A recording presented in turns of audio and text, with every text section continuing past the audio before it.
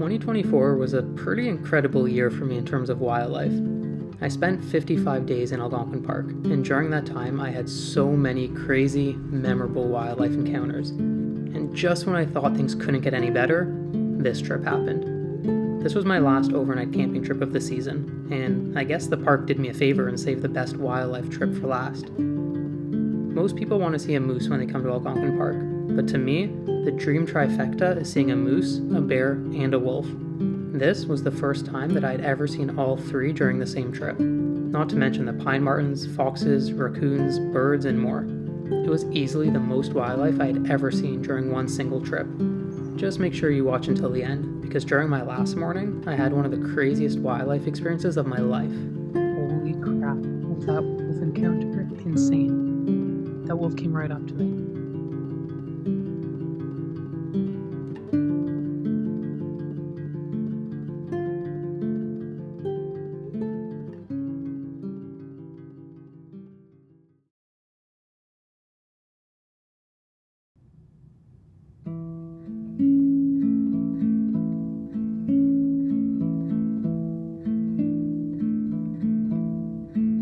My first stop of the trip was to the Mew Lake airfield. It was a below zero freezing cold morning, but the frosty landscape was actually quite pretty. I didn't see any large wildlife during my walk, but I did see a snow bunting for the first time. It blended in nicely with the frost-covered grass. -3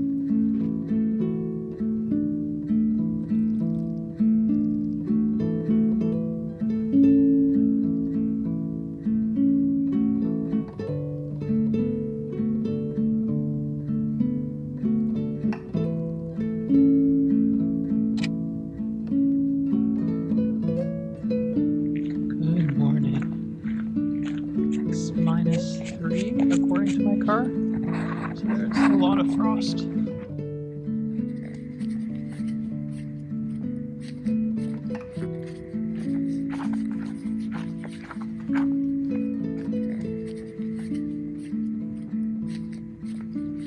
So I just got to the campsite. I'm gonna set up camp, take a nap, and then figure out the rest of my day.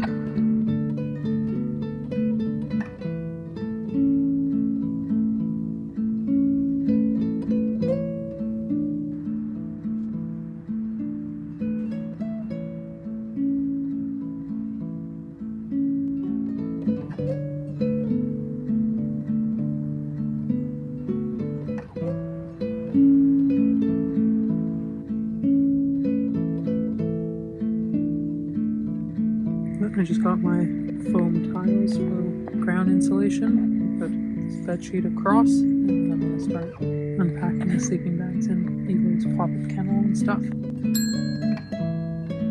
Okay, this is the final setup, and I have my sleeping pad, which is slipped inside of a sleeping bag. I like sleeping on this instead of the pad directly. And then I have my winter sleeping bag here, my pillow.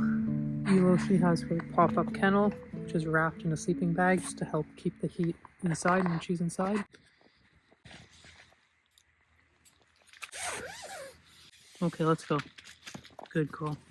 Well, and already filthy. Good job, Elo. Good job. Way to make it filthy. I still love you. Elo, let's go. Good girl. Good girl. Hey, hey, stay. Stay. Oh, time to get comfy and cozy with you, look.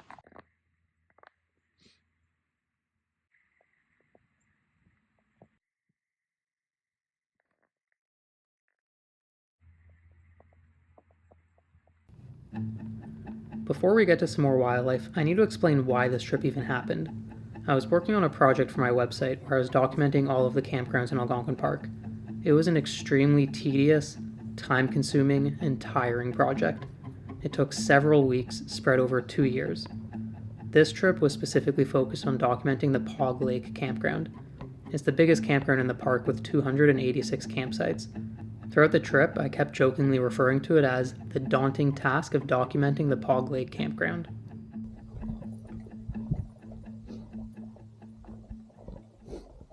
I was driving through one of the campgrounds and I saw a group of people staring at a tree. I thought to myself, wow, that must be some interesting tree.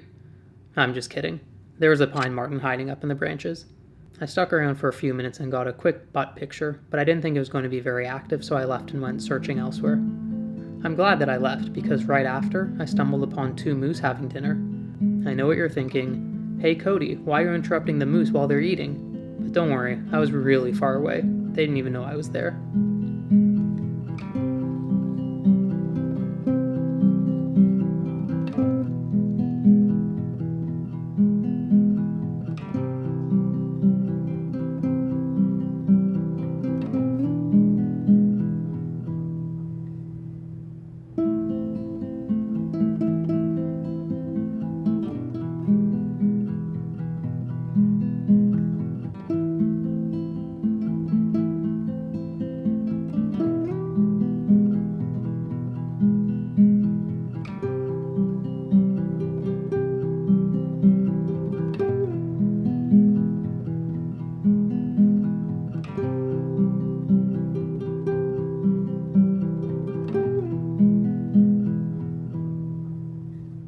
I spent around 30 minutes watching the moose before it became too dark to continue taking photos. But that wasn't the end of my evening. It was a full moon that night, the hunter's supermoon, and it was rising right after the sunset. I went driving to an east-facing spot to watch the moon rise, but during the drive I already saw the moon hanging above the tree line. I actually said out loud, "Holy crap, the moon is insane. I need to pull over and get a shot of this." But my night still wasn't over. There was also the Atlas comet in the sky, so I drove to a west-facing beach and set up my camera gear to snap a few photos. Not only did I have a great day for wildlife, but it was a pretty awesome day for astrophotography as well. Oh, and by the way, since there was so much wildlife on this trip, I'm going to do a little recap at the end of each day. I was off to a pretty good start with day 1, but stay tuned because I had a ton of other exciting encounters during the rest of the trip. But for now, let's get started with day 2. My day began with another frost-filled morning walk at the Mew Lake airfield before going to search for some more wildlife.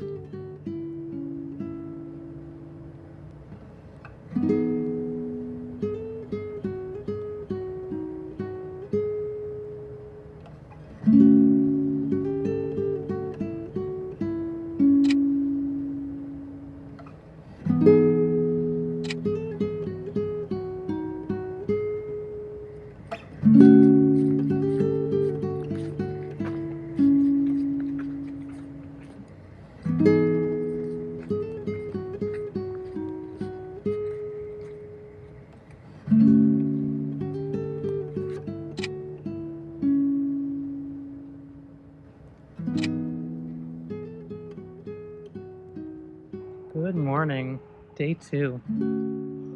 It's a cold one. So I got a tip of a spot where a lynx was seen, and a lynx is like my bucket list wildlife item. I know the odds are really, really, really, really, really low of actually seeing it, but I decided to go for a drive anyways. So I'm just driving now, crossing my fingers even though I know it's unlikely.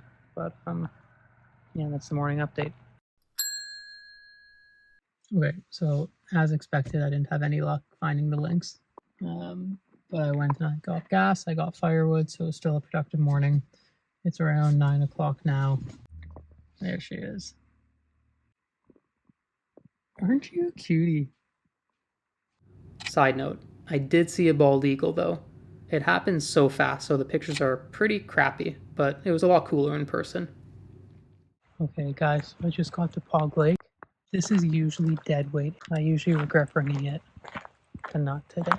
So I've seen the fox at Pog Lake twice, but they were both at night. One time was on the campground road, one time was right at my campsite, but it was both nighttime, so I didn't get any good pictures. But today it snuck up behind me, and the only reason I knew that it was behind me was because there was a park staff vehicle driving, and the vehicle stopped. So that piqued my attention. I said, why did the vehicle stop? So I turned around, and then I saw the fox sneaking up behind me. So that was great. I got some really good photos that I'm really happy with. So that was nice. I was wanting to get photos of this specific fox, so I'm happy that I did.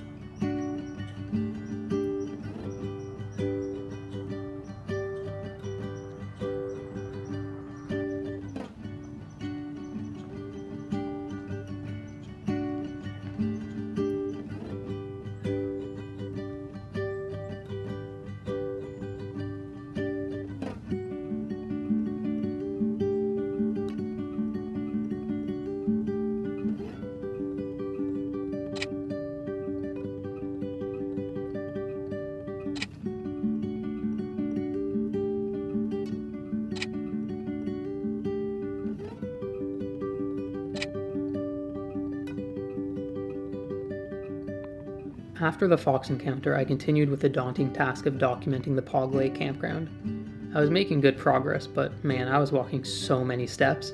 It was a ton of work.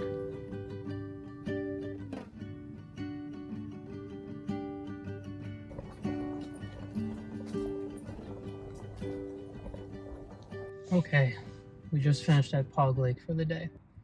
I'm about halfway done the campground. I'm tired.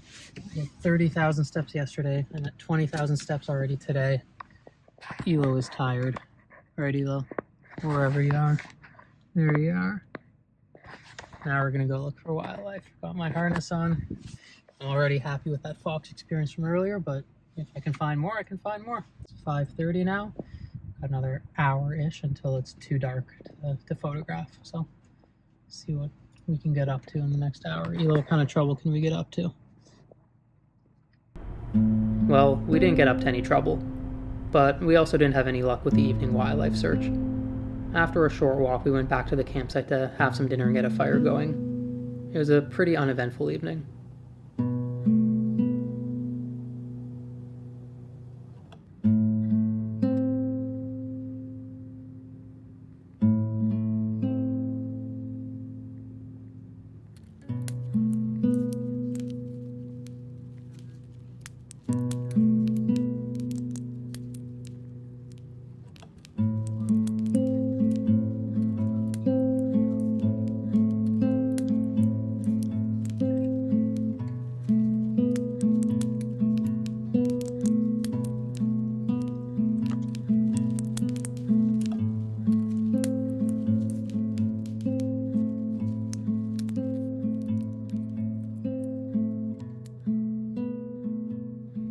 You might be wondering why the recap says that I saw a wolf, even though there was definitely no wolf during day 2.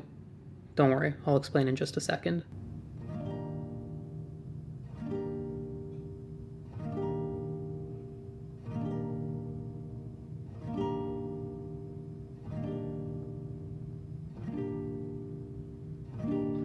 Good morning. It is 7:30 a.m. It is -2 outside. I got a terrible sleep. My neighbors at Two Rivers at my campsite were really loud, really obnoxious. Because of my loud neighbors, at 11:30ish, I decided to drive to the beach at the campground because it would give me a good view of the moon. So I just wanted to go stare at the moon, waste some time, and hope that my neighbors would go to sleep. And I was sitting at the beach. I turned my headlights off, and within 5 minutes, a wolf walked in front of my car, just at the beach. So I know this photo doesn't look like anything, but that little smudge of gray in the middle is actually the wolf.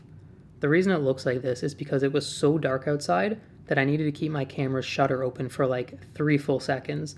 So the wolf left the frame while the photo was still in the middle of being captured. But if you look close enough, you can see the rough outline of its figure. So I got out of my car and I was listening to it in the bushes. It was like right beside my car in the bushes, probably 15 feet away. And then I saw it go into the campground, so it started to walk into the campsites that are closest to the beach. I know, this is another terrible photo. It's kind of impossible to photograph a moving subject like a wolf when it's pitch black outside. But yes, that is a very blurry wolf in the center of the shot. It crossed in front of my car like once or twice, and then I lost sight of it. It probably just was hanging at someone's campsite or something. I drove to the front of the campground and a park ranger pulled in. It was probably her last lap of the night. So I flagged her down and I told her, and she was like, "Oh, thank you for letting me know." And then she went right away to look for it. So I don't know what her game plan was. I don't know what she would have done if she did find it. But she definitely was interested in the knowledge that there was a wolf there. Yeah, so that was my night, and this is my morning. I'm going to go for a walk with Elo and see if I can find some wildlife.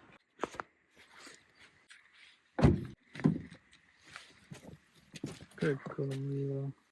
It gets real dirty real quick with Elo.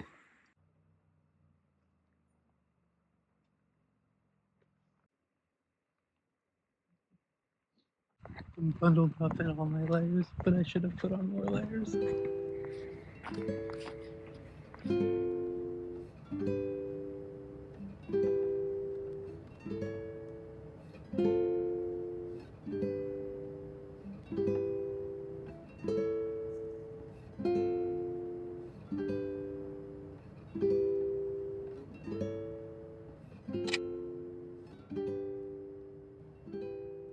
Okay, no luck searching for wildlife this morning. I've done 7,000 steps so far, and I'm just getting to Pog Lake now. It is 9:40. I'm just going to get everything ready and then start my work. Ready, Elo? Oh, look at you with your tongue out. You're so cute, Elo. Elo, you're a good girl. You know that? You're a good girl, baby. I love you so much. Here's a little not so fun fact about the daunting task of documenting the Pog Lake campground. Since the campground was closed, that also meant that the gates to enter the campground were closed. And this means that certain sections of the campground were a long walk away from where I had to park my car. So not only is it a ton of walking to document each individual campsite, but even just walking throughout the campground itself really adds up as well.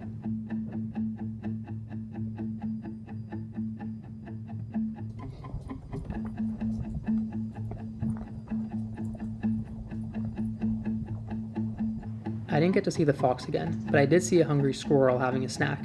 It took a few seconds before it noticed me filming, and then it ran off.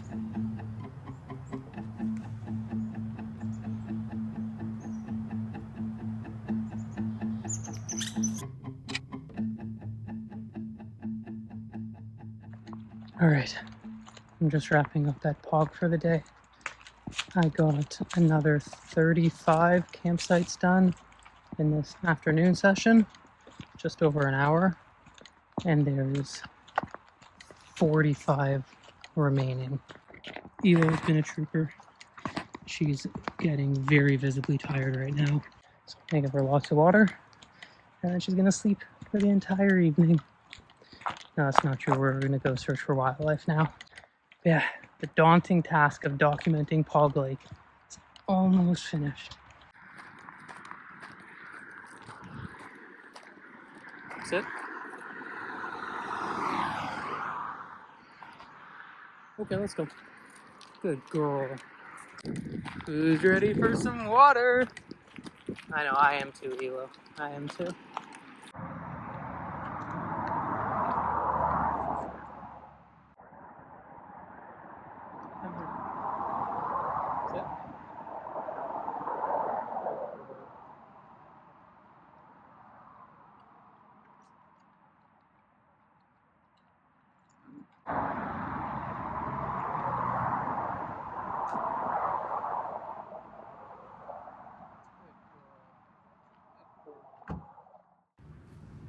On the evening of night 3, I had a run-in with a few familiar faces. The 2 moose were back grazing at the same spot. At first it was just the young one, but it went inland and came back out with its mother. It was already late in the evening, making it difficult to get good footage, but I stuck around until there was barely any light left and then decided to call it a night.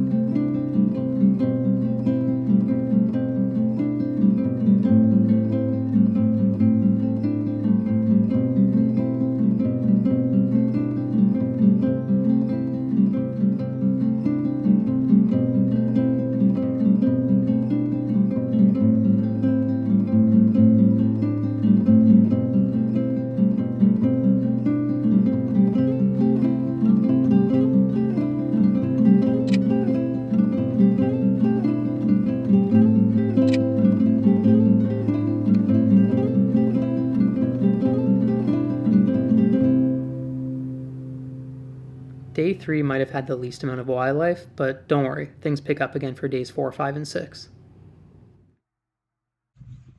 Good morning from day 4. I'm going to do my update from the car this time. It's 6:30 now. I've been up since like 5.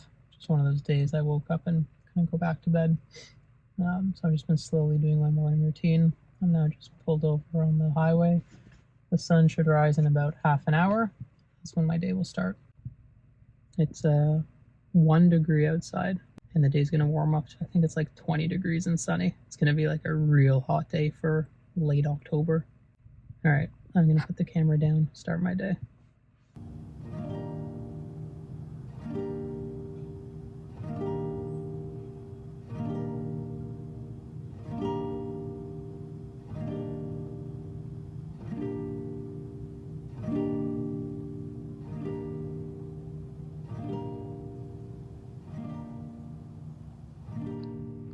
I'm back at the airfield for my 4th morning in a row.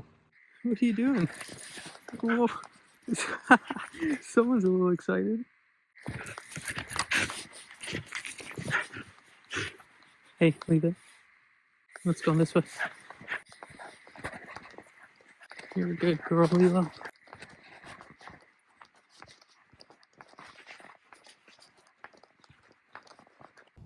I didn't end up seeing anything, so I went back to Pog Lake to finish off the last remaining campsites. In the first 3 days of this trip, I had averaged more than 25,000 steps per day, and I still had more to go.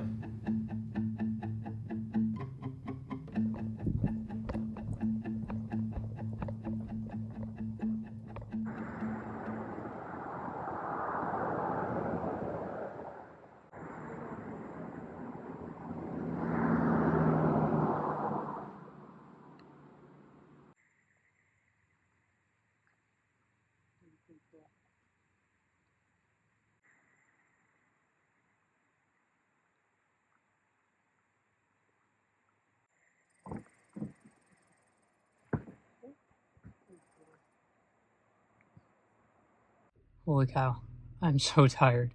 We just walked so many steps and it is so hot out now. Ela just went straight to her corner. I need to blast the AC, go back to my campsite and take a nap. But the daunting task of documenting Pog Lake is done. 4 long days. Let's go. Good girl.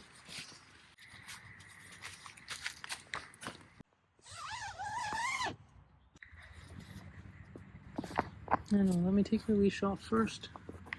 I know you're tired. Oh.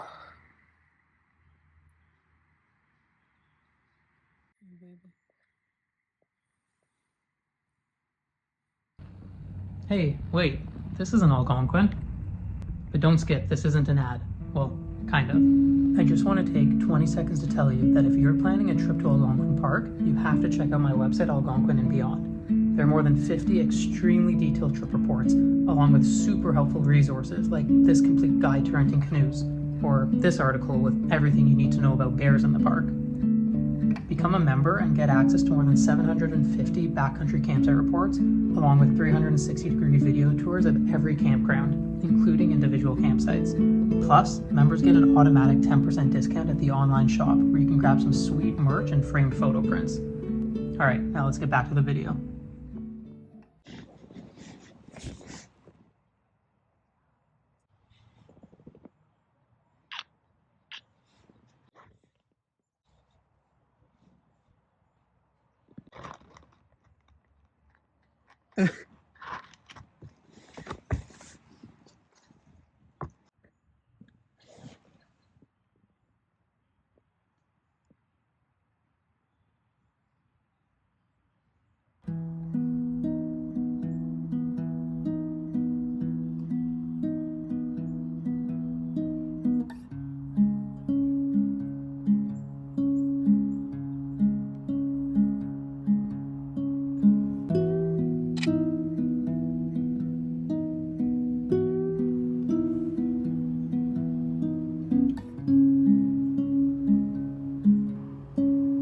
My next wildlife encounter was a sad one. It was a fox with a bad case of mange that I'm pretty sure was blind in both eyes.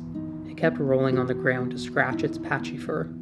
It was really sad to see. There was nothing that I was able to do for the fox in that moment, but I know a wildlife photographer that lives in the general area, so I let him know about the fox and he said he was going to try and get it some help.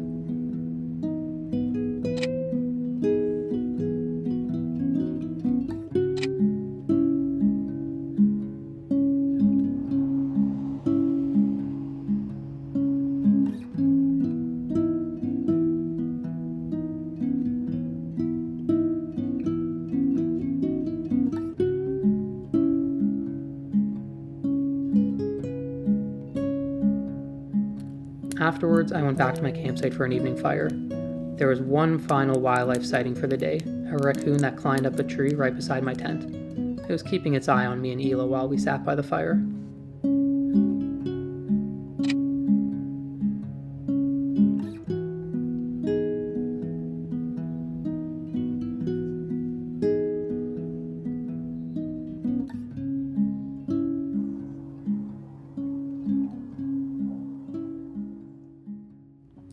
Wait, why does it say that I saw a bear on day 4? Well, I was driving down one of the campground roads late in the evening and I saw something run in front of my car.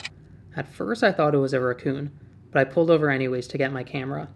Then it ran across the road one more time, and it was definitely not a raccoon. It was a bear cub. The mother bear was nowhere in sight.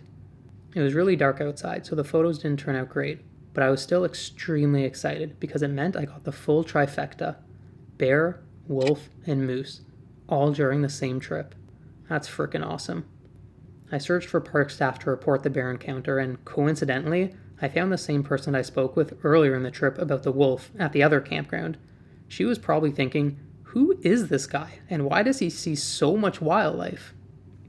But anyways, let's get started with day 5.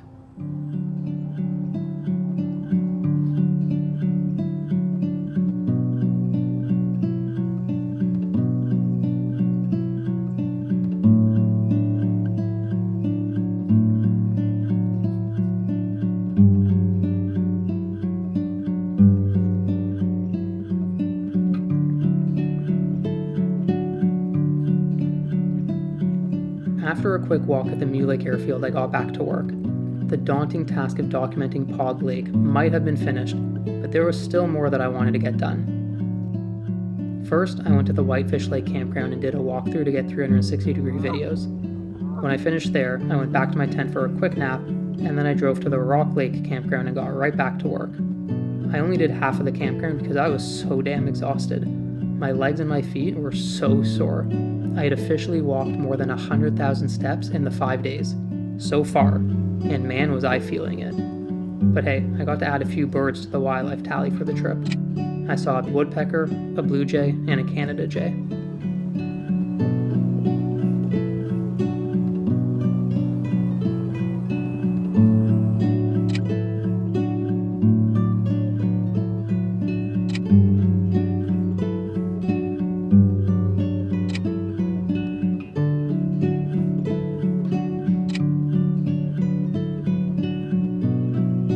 When I finished at Rock Lake, I drove back to the spot where I had seen the pine marten earlier in the trip, and this time it was a lot more active. It started off hiding in the tree, but then it came down, went into the campground's garbage dump, got itself some dinner, and then went back up into the tree after it was finished eating. I'd never actually seen a pine marten before this trip, so this encounter on day 5 was pretty awesome, and I was really happy with the photos that I was able to get.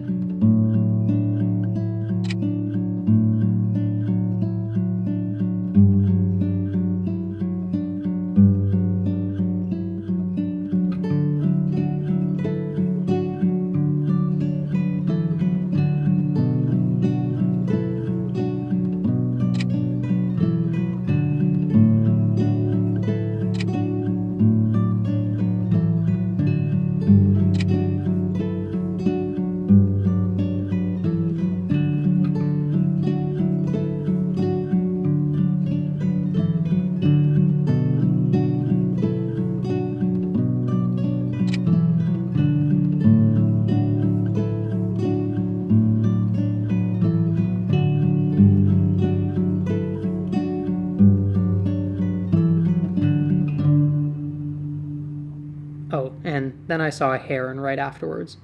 Just one more to add to the list.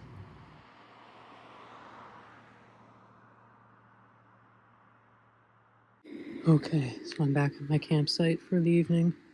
I had some good luck today with wildlife, with documenting. It was a good day overall. The pine martens was the real nice touch.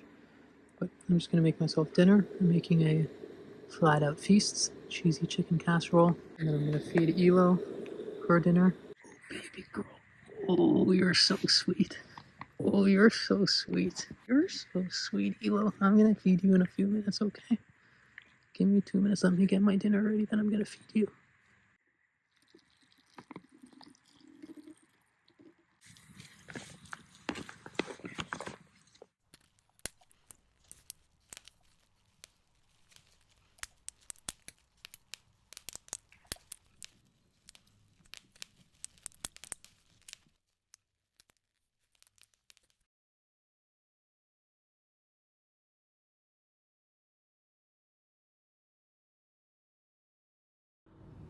The morning of day 6 was, without a doubt, one of the craziest wildlife experiences that I've ever had. But I'm just going to let you enjoy the footage in peace, and I'll explain afterwards what happened.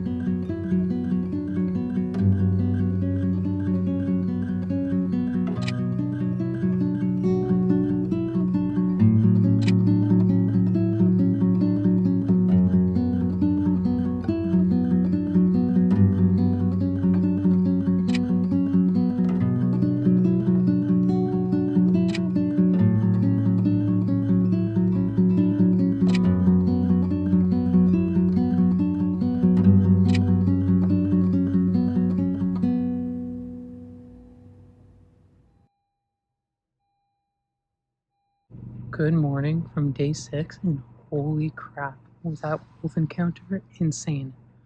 That wolf came right up to me. I got out of my car to take photos when it was like a kilometer down the road and just kept walking and walking and walking. So I quickly got back in my car because I don't want to be near a wolf. I want to be near a wolf, not that near a wolf. Yeah, that was wild. So I just pulled over right now, and I did not know this, but my tires are like an inch away from the wolf crap. After the wolf encounter, I went and packed up camp. I was still planning to hang around the park for the day, but I needed to leave my campsite by the checkout time of 2 p.m. 1:55, I just finished packing up camp. My tent was over there. This is the front of the site, and then fire pit and bench. So very big and spacious. So yeah, that's the campsite. I'll show you my fully packed car. So this is what I bring for me and Elo in like late October camping. So today it's 23 degrees and sunny, which is absurd. But the first day of the trip was -4 at its coldest overnight. So I need to be prepared for basically all temperatures. So I have my food barrel. Here's just Nalgene's, which I just want to keep beside my food. It's the same, food and beverage. The Nalgene I'm currently drinking, and the snacks for the rest of the day. My cotton carrier harness, which I always want accessible with my camera, and my backpack that had some items in it. So that's in the front seat right now. Back here is Elo's space, but I just have one bag there, which is just some loose gear utility items like my chair, my tripod, and a few things like that. This is Elo's pop-up kennel, which I'm just going to lay on top. I have my running shoes, my warmer shoes. I have my stove and fuel here. This is the foam interlocking tiles for ground insulation, tarp, pillow, Elo's pillow, sleeping pad, camera bag. This is all of my clothes that's going in the laundry. This is again just some loose items like toilet paper and whatnot. This is clothes that are not going in the laundry, like my toque, my jacket, my rain jacket, and then beneath that is my tent. So that's in this kind of middle area here. And then there's a little bit of leftover firewood, which I'm going to take because I will probably be back here again. And this is everything in the tent. So this is all the sleeping bags and one of the pillows. So that's stuffed in there. And finally, this is my garbage. This is 6 days worth of garbage in 2 Ziplocs. And this is including Elo's poop. Yep, her poop bags are in here. And that's everything.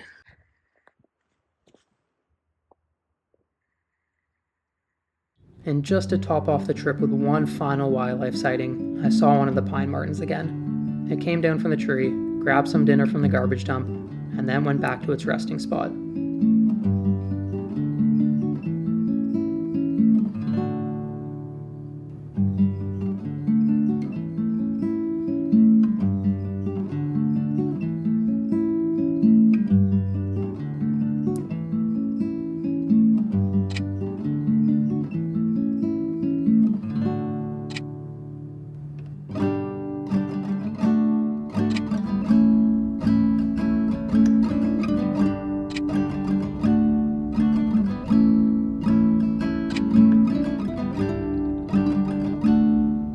I'll give you the day 6 recap now since that was the last wildlife sighting, but I still had one last item on the agenda.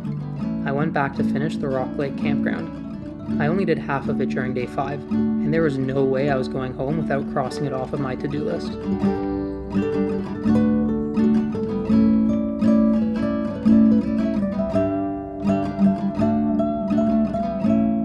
If you enjoyed this video, please consider dropping a like, comment, or share. It really helps with the YouTube algorithm. Also, if you want to read the full written trip report for this video, I'll leave a link in the video description below.